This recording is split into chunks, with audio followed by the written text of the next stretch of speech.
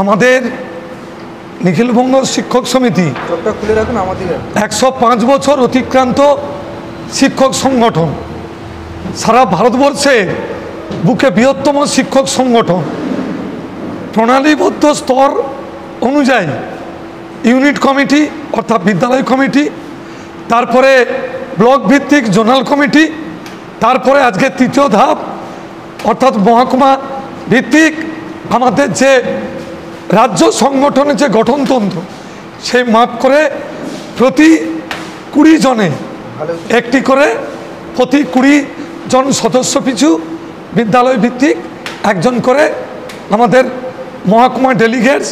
আমরা আহ্বান জানিয়েছিলাম যে প্রতি বিদ্যালয় যেন একজন করে মহকুমা সম্মেলনে ডেলিগেটস হয়।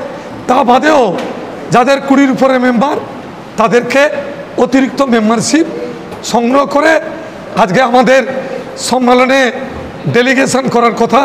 307 জন উপস্থিত হয়েছে, 252 জন বিভিন্ন কারণে, অনেকে শারীরিক আসতে পারবে না, গতকাল থেকে আমাদেরকে বলেছে। দেউলিয়া হীরারাম উচ্চ বিদ্যালয় আমরা মহকুমা সম্মেলনের জন্য যখন প্রস্তাব আসে এবং বিদ্যালয়ের ভারপ্রাপ্ত শিক্ষক আমি যখন আবেদন জানাই, কোলাঘাটের উপরে দায়িত্ব পড়ে, সঙ্গে সঙ্গে ওরা আমার আহ্বানে অ্যাকসেপ্টেড করে এবং বলে এত বড় 8টা জনের মহকুমা সম্মেলনে শিক্ষকদের পদধূলি এখানে পড়বে। আমরা অকপটে বিদ্যালয় পরিচালন সমিতি, বিদ্যালয় শিক্ষক শিক্ষিকা, এলাকার বিদ্যোৎসাহী ব্যক্তি, এলাকার ছাত্র যুব মহিলা সবাই সর্বতভাবে এই সম্মেলন সফল করার জন্য কয়েকদিন ধরে প্রাণপাত চেষ্টা করে গেছে। মূলত কোন কোন বিষয়গুলো উঠে এলো আজকের এই সম্মেলনে? আমাদের সম্মেলনের 3টে বিষয় মূল, যে সাধারণের বিদ্যালয় ব্যবস্থা সরকার চাইছে এই বিদ্যালয় শিক্ষা ব্যবস্থাকে তুলে দিয়ে, অর্থাৎ টাটা বিড়লা, গোয়েঙ্কা আম্বানি, ঝুনঝুনওয়ালা এদের মতো পয়সাওয়ালা লোকদের হাতে, অর্থাৎ সাধারণের শিক্ষাকে তুলে দিয়ে যাদের পয়সা আছে সেই পয়সাখোরদের হাতে শিক্ষা ব্যবস্থাকে তুলে দেওয়ার জন্য এটা আমরা নিখিলবঙ্গ শিক্ষক সমিতি মেনে নিতে পারিনি। আমরা তীব্র কণ্ঠে প্রতিবাদ করেছি। দ্বিতীয় দাবি, গত 4 এপ্রিল যে আমাদের প্রত্যেক পরিবারে 25,753 জনের যে চাকরি চলে গেল সরকারের অদূরদর্শিতায়, চুরি চামারির জন্য, তাদের দায়িত্ব সরকারকে গ্রহণ করতে হবে।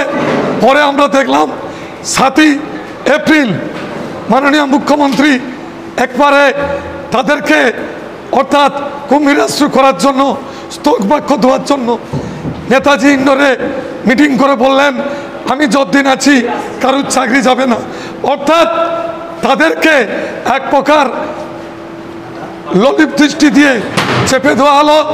পরবর্তীকালে দেখা গেল 15,500 যোগ্য হলো, আর বাদবাকি প্রায় 10,000-এর বেশি শিক্ষক, শিক্ষাকর্মী, গ্রুপ ডি গ্রুপ সি তারা বাতিল হিসাবে পরিগণিত। কিসের জন্য? এই সরকারের টাকা এবং তাদের প্রতি এলাকায় এলাকায় শাসক দলের মস্তান বাহিনীরা যেভাবে টাকা নিয়ে তাদেরকে বঞ্চিত করেছে। আমরা চাই তাদেরকে অবিলম্বে সেই পরিবারের পাশে এবিটিও যেমন আছে এবং বড় শক্তি রাজ্য সরকার তাদেরকে চাকরির বা তাদের পরিবারের পাশে দাঁড়ানোর ব্যবস্থা করতে হবে।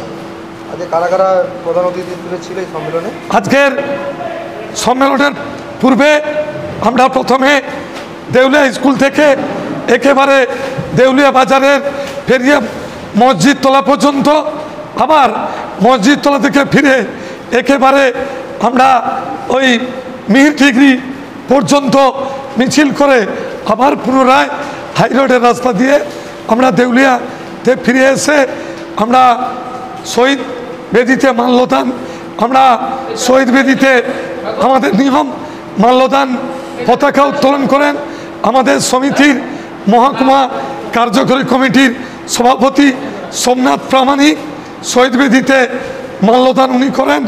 তারপরে আজকের যিনি উদ্বোধক পশ্চিম মেদিনীপুর জেলার এবিটি এর সম্পাদক তথা রাজ্য ওয়ার্কিং অ্যান্ড ফাইন্যান্স কমিটির অন্যতম সদস্য শ্রীযুত জগন্নাথ খান মহাশয় আজকের সম্মেলনের উদ্বোধন করেন।